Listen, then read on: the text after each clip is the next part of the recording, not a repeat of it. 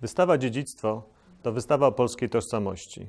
To szczególnie istotna kwestia dziś, w przededniu stulecia rocznicy odzyskania niepodległości.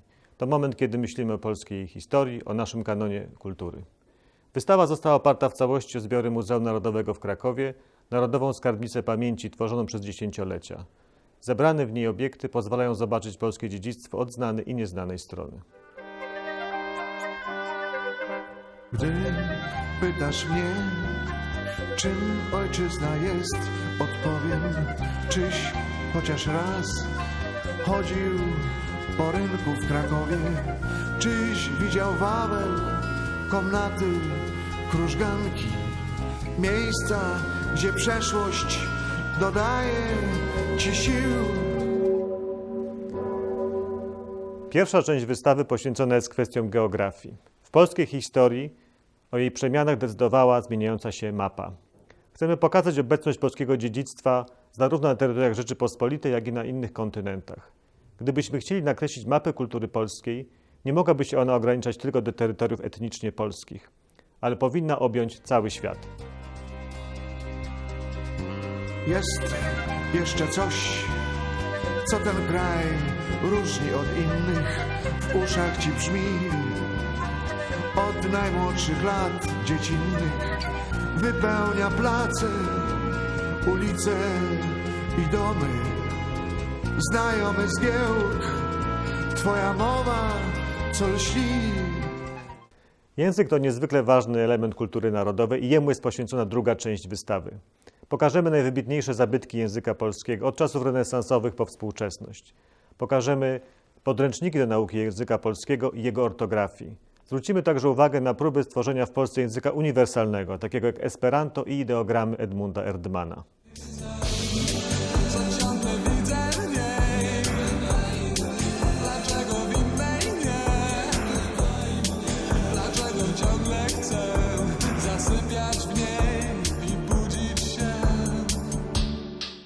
Trzecia część wystawy poświęcona jest obywatelom.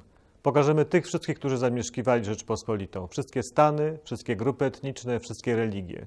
Pokażemy portrety polskich królów i królowych. Pokażemy postaci znane i nieznane z historii. Przede wszystkim chcemy wskazać, jak atrakcyjna i otwarta była polskość i jak wielu chciało się z nią identyfikować.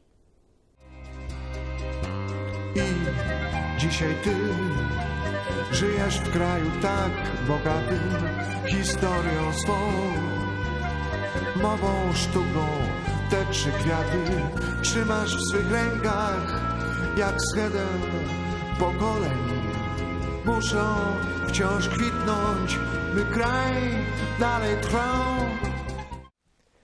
Ostatnia część wystawy poświęcona jest obyczajowi. Pokażemy potęgę polskiego smaku. Pokażemy, jak Polacy się ubierali, w jakich mieszkali mieszkaniach, co czytali. Pokażemy, dlaczego w Polsce tak ważna była religia, dlaczego takim kultem obdarzano armię. Pokażemy także największe osiągnięcia kultury polskiej znane w świecie. Od dzieł Mikołaja Kopernika po Konstytucję 3 maja, pierwszą nowoczesną konstytucję w Europie.